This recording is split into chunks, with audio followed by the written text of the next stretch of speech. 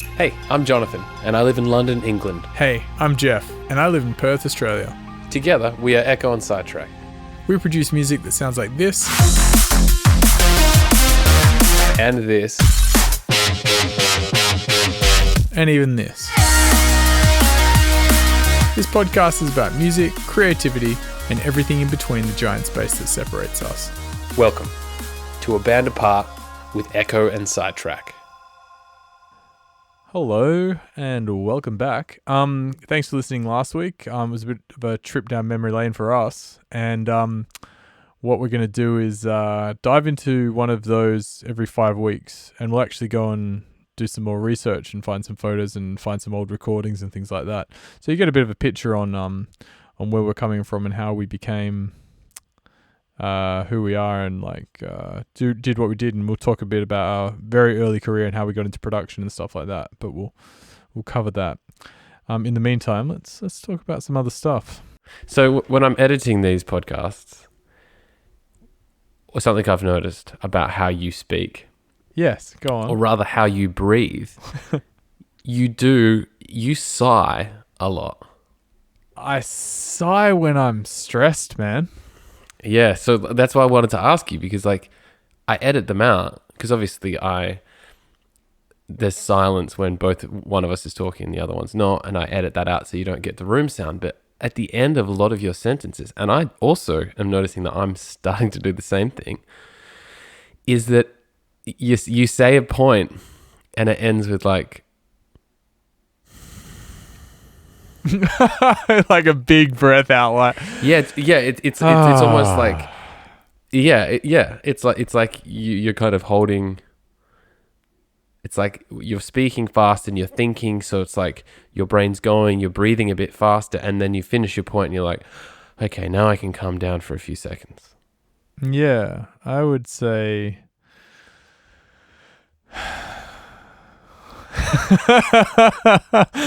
I think, to be honest, it comes a little bit from stress, man. I have a very physical manifestation of stress, which is like I get kind of short of breath, and I feel like I can't get a full breath in almost, and I want to get a full breath out or something like that. And I think the last few weeks I have definitely had some moments of stress, and I've noticed it. Like I wrote down the other day in my journal, I was like, what am I stressed about? Like, what am I, I made a list of things, and I was like, yeah, but they shouldn't be stressing me out like this. There's something else going on. And yeah, it's interesting to hear that absolutely recorded into a podcast of these like sighs, because I'll like realize I'm not breathing or something. I don't know. It's kind of weird, but I'm trying to work out what that is. It's funny actually, the yoga that I do as well. Like I try and focus on my breathing, but then I'll get to this point where I'm like, I'm not breathing properly. Like this is why I'm finding this pose hard, or even at the gym, like this is why I'm like struggling with this particular thing, is because I'm not breathing properly, or I'm breathing at the wrong spot. I'm not a good breather. That's a big statement. I hold my breath when I work out, and that makes things very hard. Yeah, and that's why you kind of get gassed. Something I've noticed. Look at those 3 cameras, Jeff. Fuck, Jeff just bought a new iPhone. Don't get sidetracked just yet. People. We'll talk about that later. So I find myself getting tired real quick.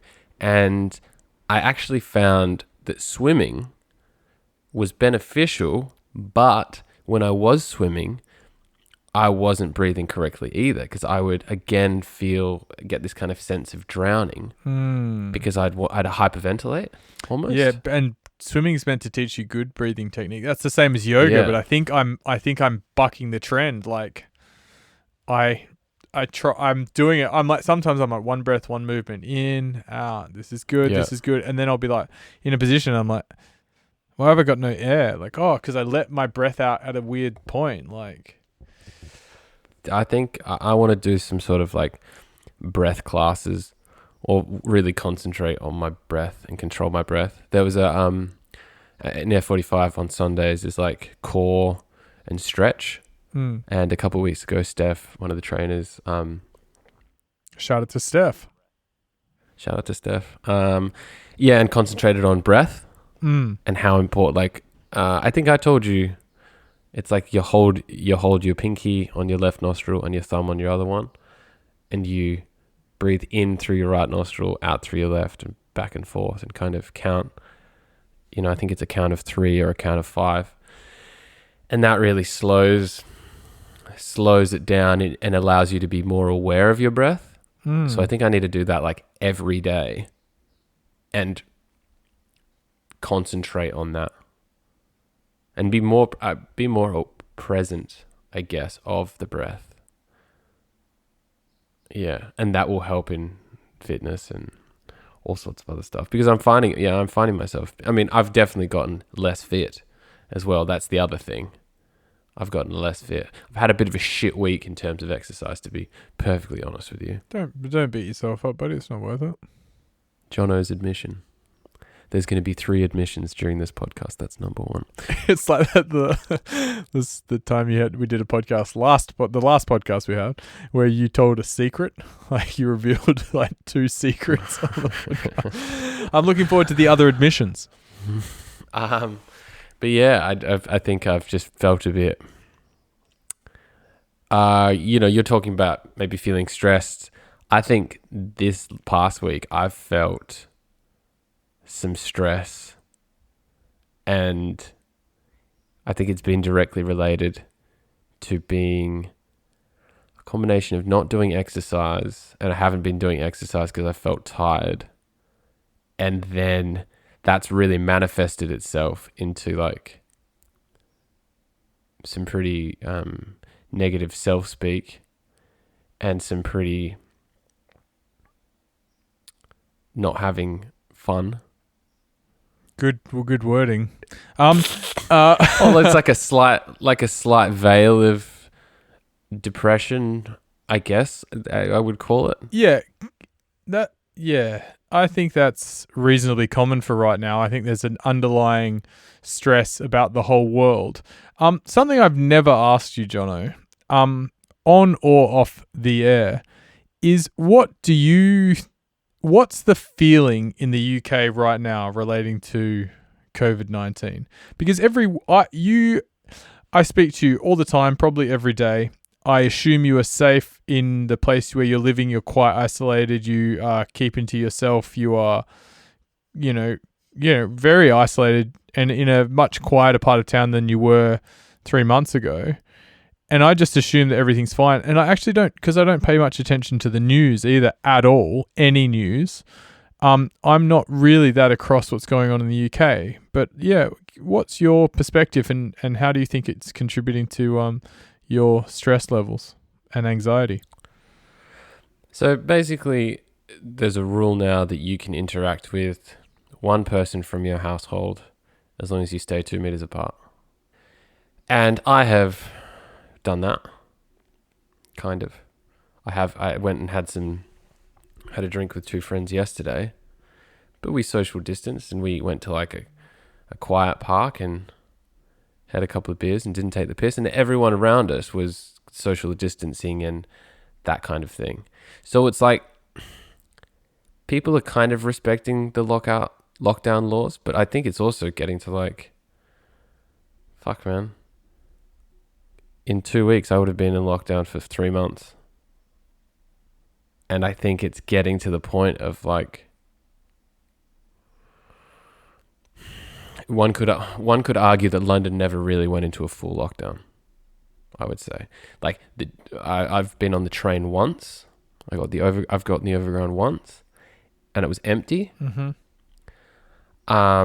London streets were definitely quieter, but people don't walk within 2 meters of each other. People are lining up at stores or at coffee shops. The British are very good at that anyway. Yeah, but all that aside, I think, London Fields was probably full of people yesterday having beers, not really caring. about social distancing. Today's a bank holiday, and it's nice weather, and it's hot. But you're not going out. No, but I mean, I did yesterday. Yeah. But again, I was very like, I did feel a bit like, should I be doing this? Again, like you kind of justify it in your own mind. You're like, I'm not taking the piss. I'm not, hanging by the river and having beers with like 20 people. I'm not having a party. I'm just meeting 2 friends. But yeah, I don't know, man. I think people are just getting sick of it. Which is ironic because if they fuck it up, they will definitely get sick of it. Yeah. There's this weird thing of the government is also so blasé about it, and these mixed messages. Like Boris Johnson had his weekly address, I think last Sunday, where he said people from one household can hang out, and like some exercise is still, you can go and exercise with some people from that you not from your household. But if you can, you shouldn't work. If you can, you still shouldn't go to work and work from home. But if you do have to go in, try not to get public transport. It was just this like mixed message thing. And a lot of people just took that and being like, okay, lockdown's kind of ending then. And apparently the next day the tubes were still quite packed. What's the general vibe in the UK? Do you I mean, you don't read much of the news either. So what do you feel being on the ground there? I don't feel like I don't know. It's interesting because I did move at the beginning or during COVID. So you have how I feel about it is also how I feel about South London. I've moved to a quieter place. I'm around less friends. So maybe if I was still in Dalston, I would understand the effects of it more. Yeah. But I mean, I will say this, like, people are slightly more, you're either interacting with 2 different kinds of people. You're interacting with people that want more of a community feel and recognize how important community is, and that their human interactions have died down. So they're going to make more of an effort to stop and smile at you at the park, or like have a bit of a joke. I've had more random conversations with people during this time, which I've really liked, including like the store clerk at Sainsbury's or a random person. There's people that are kind of reaching out for human interaction. Then you've got the other people that will look at you weird if you try to have that interaction. They will like yell. I've seen some people yell at other people that then they're within their 2 meter space. Like, it's this kind of odd mixture. Yeah. Do you think you're tenser because of it? Do you think you've got a low level of anxiety that's kind of like bubbling away under everything you do? I think so. But I think that can also, I think there's an undercurrent of like foreboding, maybe. But I mean, it's also, I think we've spoken about it, like there's so much uncertainty. And personally, even recently, I might have to, I told you during the week, like I might have to move house. And then we talked about how that would then affect me working, and whether or not I should just come home, or like what kind of plans for Ekko and Sidetrack we have. And there's just so fucking much uncertainty. And I think my week kind of derailed a bit last week because I heard that I might have to move, and that kind of snowballed out and was like, oh fuck, the security that I had is being tested. And the control that I felt that I had my grip on it is suddenly loosening. And I maybe realized there were things that I wasn't as in control as I thought I was. Yeah, no, that's a very stressful thing to go through. The uncertainty is the one of the hardest things about dealing with any issue, but this is because this is a global uncertainty. It's like everyone's on edge. Like everyone has this like, well, I don't know, like, and also everyone grasps at some sort of control. Like, anyone saying anything about anything is coming at it from their own like perspective of like, I want this to be the reality, so I'm going to say that. Like, chat to someone and say, when do you think nightclubs will be open? And no one knows. And they go, I don't reckon it's going to be till 2021. And some people go, oh, I reckon September. So like the person that thinks September is like being optimistic and like wants things to happen, and he's like, they're saying September because they're willing that into the universe. Almost, they're like, I want that to be. The person that says 2021 and goes, fuck, there will be no festivals this year, kind of thing, is not being pessimistic, but they're being like, that's kind of their perspective on it. So everyone's just putting forward their opinions, and as you know, if you just ask everyone their opinions, no one's right or wrong. And everyone's just like, yeah, I don't know. So there's a lot of opinions going around. And we don't really know. And I mean, again, it's like, it's probably, again, why I like these conversations, because it comes around full circle. I feel uncertain.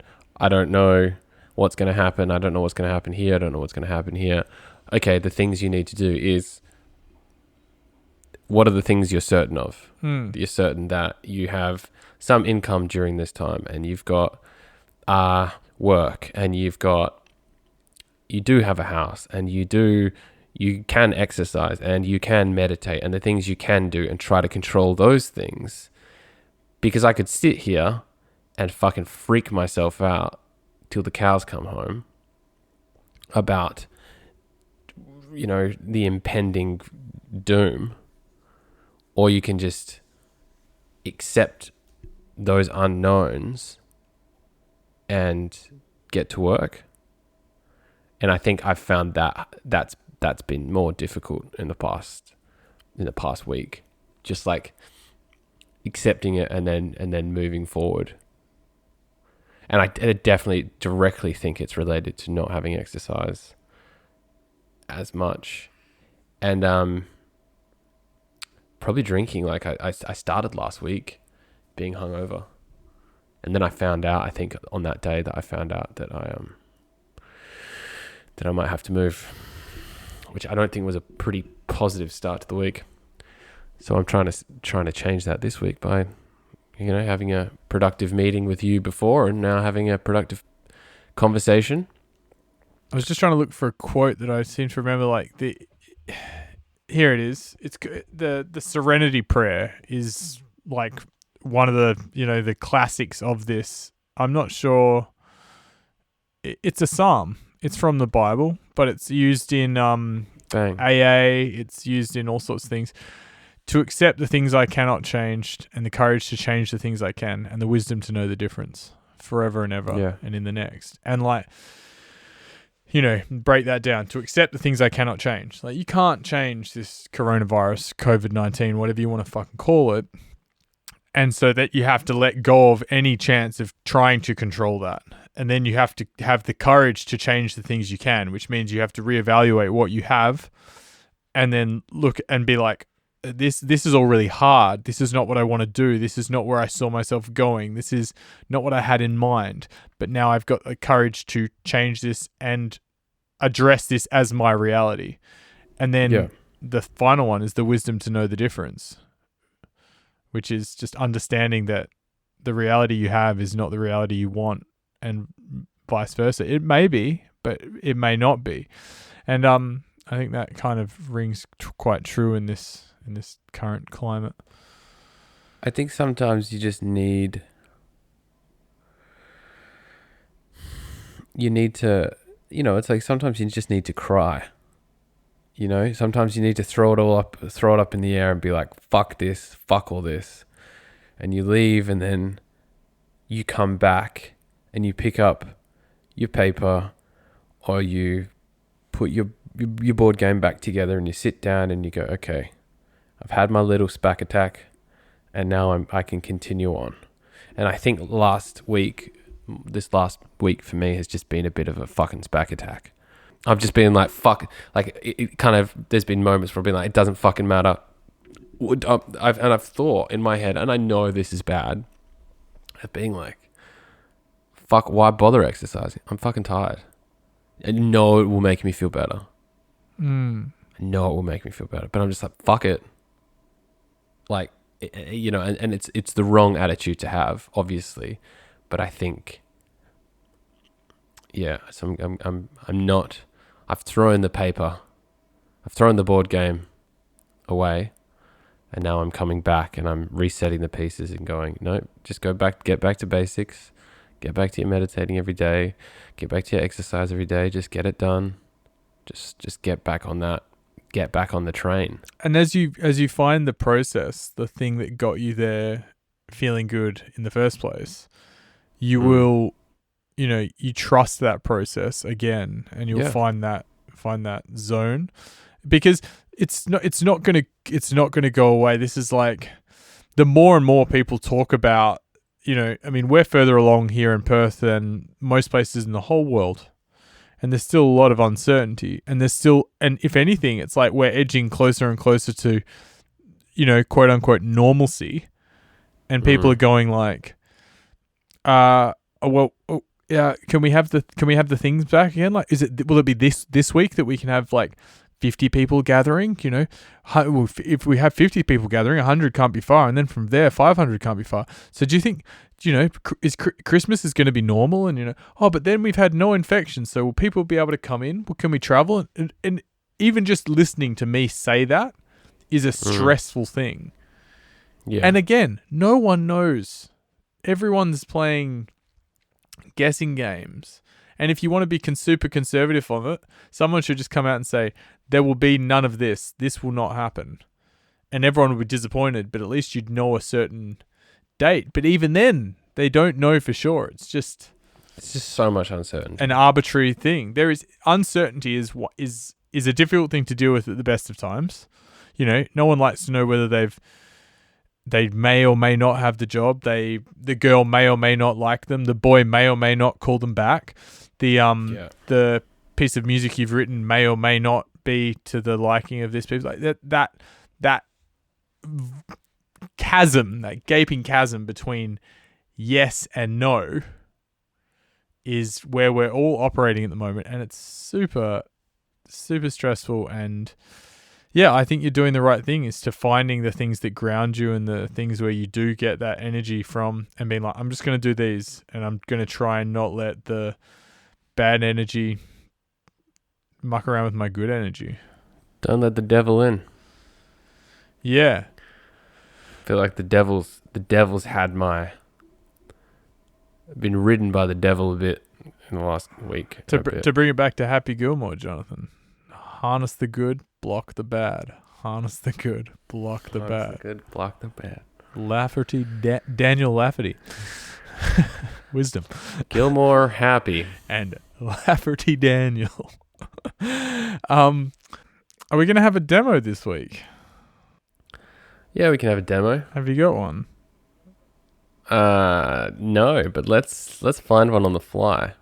I wanted to ask you a question about these demos. So some of the music we make together, a lot of things die in the first reaction. Yeah, it's a good point, actually.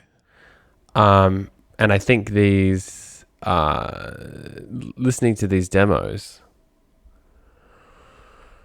and any time we've listened to demos in the past, basically every response we have to them is, fuck, this was a good idea, we should go back to it. It's very rare that we listen to a demo and go, this was actually just a piece of shit tune. Oh, I can find you one of them. Do you want to hear one of them? Yeah, 100%. Because I want to see if we agree on it. Okay, I'll find one, but you continue to make your point because I think you're going somewhere. But I just think it's like, it's interesting that sometimes our responses straight away to things is like, I don't like this. Yeah. Or like, this is lame. But given time to actually review it, you know, it's like you should never, I know we both value this instinctual response to things. Like if I show you something, your first instinct, that's probably going to be telling of how you feel about the song or how you feel about the photo or the piece of art or whatever it is. But it's funny, like sitting with things does make a massive difference and can change your perspective on it completely. It's like you need to watch a movie. You should watch a movie twice. Oh, you should listen to an album twice. You should listen to an album twice, more times. Like you need to ingest things more than once. Like, but there's so many. Intuition is also very important. That first reaction, like it can allow you to like quickly say yes or quickly say no. You know, like, yeah, I'm totally in. You don't have to show me anything. Let's just keep going further on this. And nah, you know, we've said to each other before, like, I like where you're going, but keep selling me the idea. I'm not completely sold on this yet. Yeah. But because I think it can be both. Like art, especially, is instinctual, but art can also be like red wine or something challenging to eat. You know, not everyone that eats brie for the first time is like, oh my God, this is amazing. Some people are like, I don't know about this. And it takes them a couple of times to get into it, and then they end up loving the thing.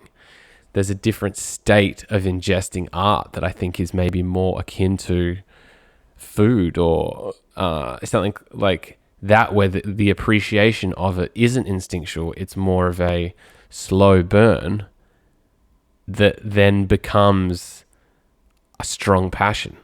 You know, some people's least liked movies initially turn into their favorites.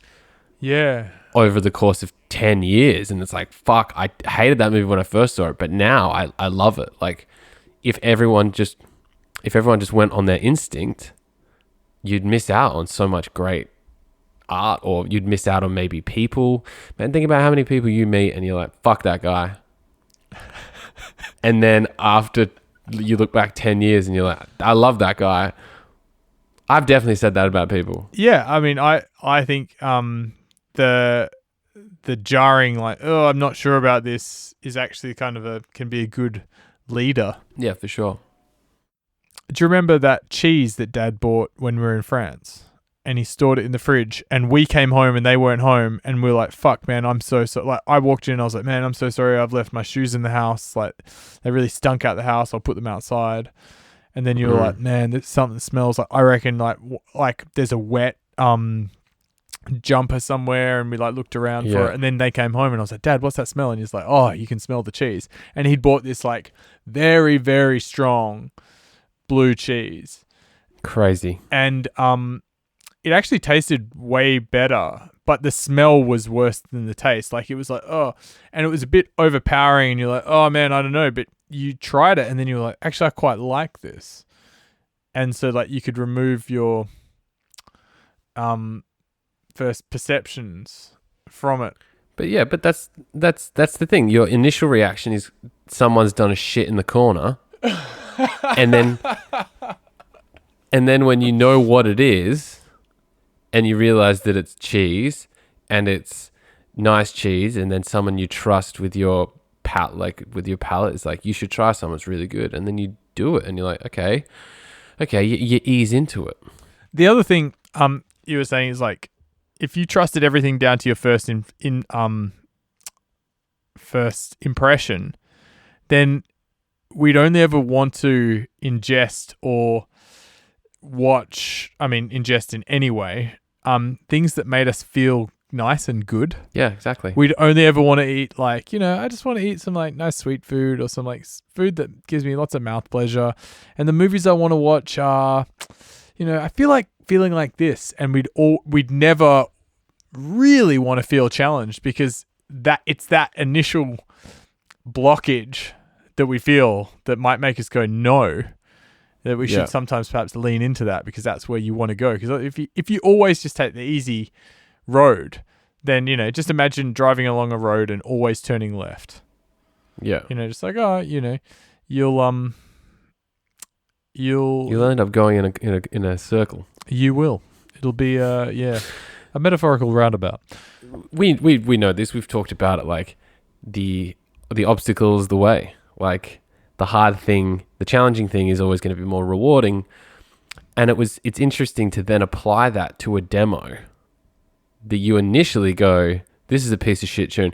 By the way, this is my way of selling you on all the demos I've sent you. Well, typically you've reacted to not as positively as I've wanted. I think with music, man, though, like particularly the way we work is we could turn anything into a song. Yeah. Is that going to be a song that you're like, man, I can really get behind this? Or are you just going to end up with a song you're like, it's a song, and it's like we've written full songs.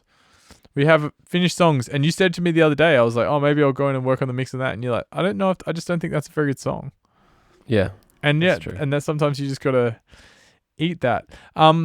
Shall we dive into the demo?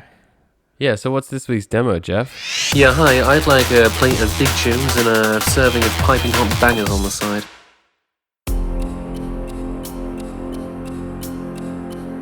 One of the conventions by which we tend to be fooled more than almost any other is time. And for all human beings, time is a matter of extraordinary importance. And perhaps this is one of the principal ways in which we differ from animals.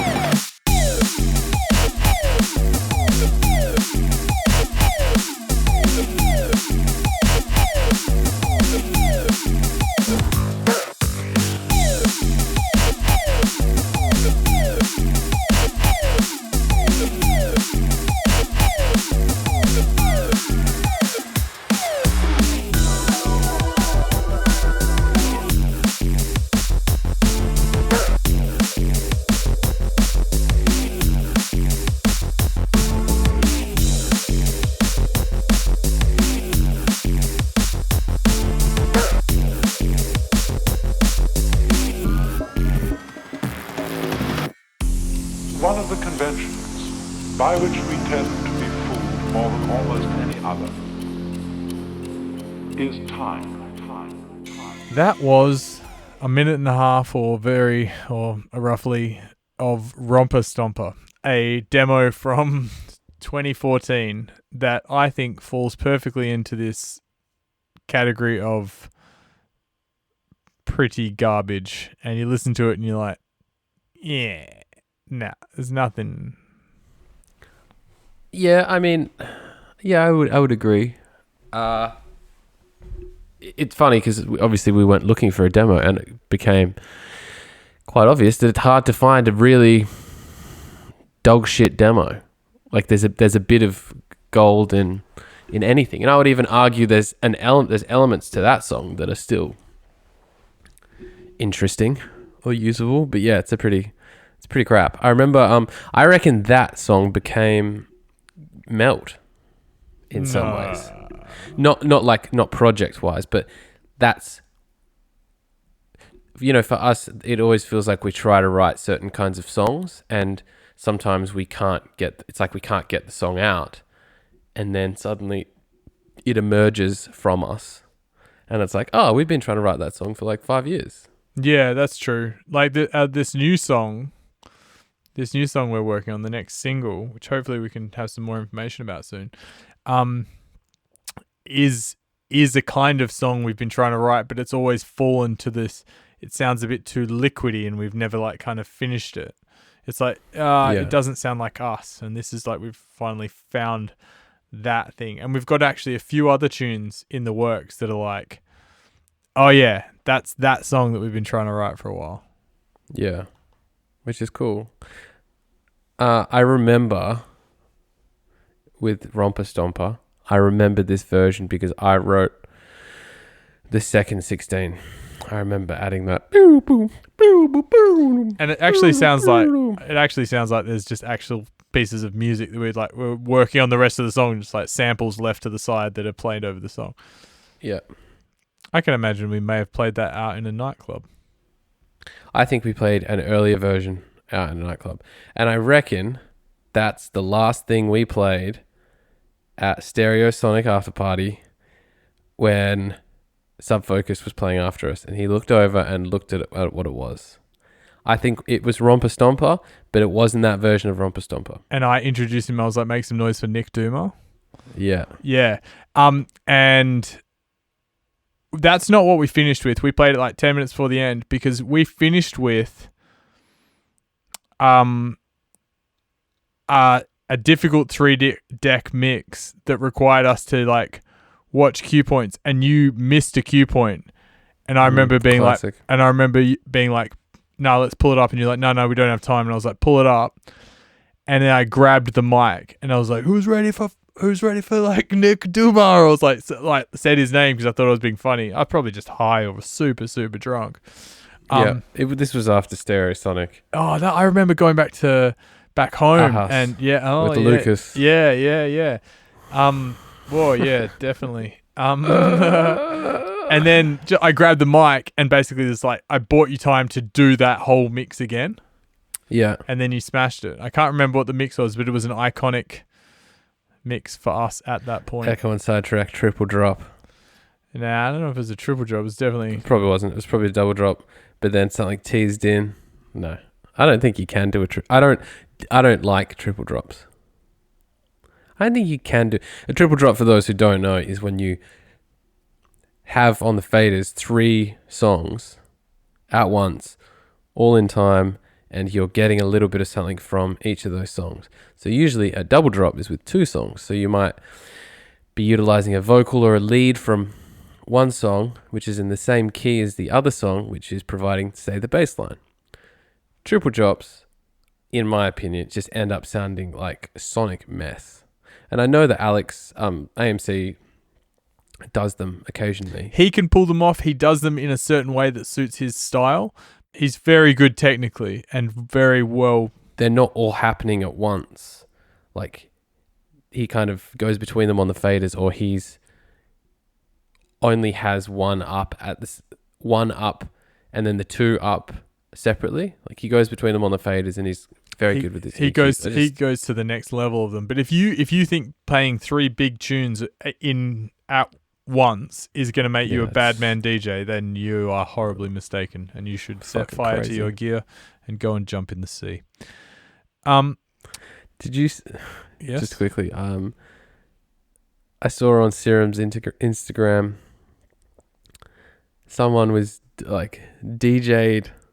I don't know if he just was listening to the new Serum album or something, but he attached like a controller to his bike and like rode around London. Oh yeah, did, a live stream. Yeah, that's fucking sick. That's pretty funny. I saw it on DMB All Stars. So fucking risky. Like, I've recently bought a bike, and I feel pretty uncomfortable being on the roads, let alone doing a DJ set while I rode. But again, he's like on quiet. He's riding on the path, and yeah, balancing a dozen eggs on your handlebars and riding the bike is dangerous enough. Let alone a couple of £1,000 worth of. It's got to be attached somehow. Oh yeah, with a bit of gaffer tape and maybe a few cable ties. Yeah, that's the one. Solid as a rock. I feel like this podcast had 2 parts.